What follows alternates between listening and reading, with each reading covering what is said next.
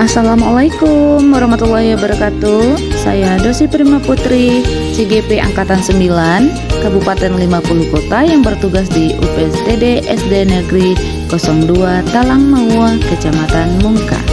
Paparan kali ini koneksi antar materi modul 1.3 dengan pertanyaan pemantik 1.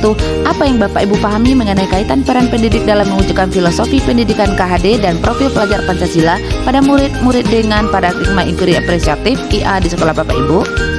Menurut pendapat saya, seorang tenaga pendidik itu harus mampu menuntun sesuai dengan filosofi KHD bahwa mengajar itu memanusiakan manusia. Sebagai seorang pendidik itu menuntun segala kodrat yang ada pada anak, yaitu kodrat alam dan kodrat zaman, sehingga anak mencapai keselamatannya baik bagi manusia maupun sebagai anggota masyarakat. Maka saya sebagai seorang pendidik, supaya dapat memberikan pendidikan yang menuntun, maka saya harus memahami elemen kunci yang terdapat pada profil pelajar Pancasila, di mana profil pelajar Pancasila yang pertama beriman bertakwa kepada Tuhan Yang Maha Esa, mandiri, bernalar kritis, kreatif, bergotong royong, berkebinekaan global. Untuk dapat mewujudkan profil pelajar Pancasila, seorang tenaga pendidik harus memiliki visi, di mana yang digunakan untuk menciptakan lingkungan sekolah yang lebih baik.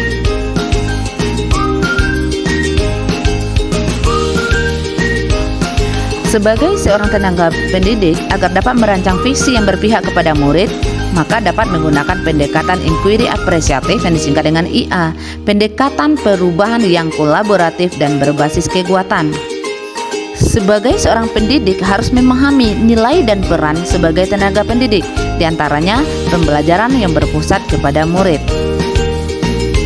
Untuk dapat mencapai visi, perlu adanya prakasa perubahan.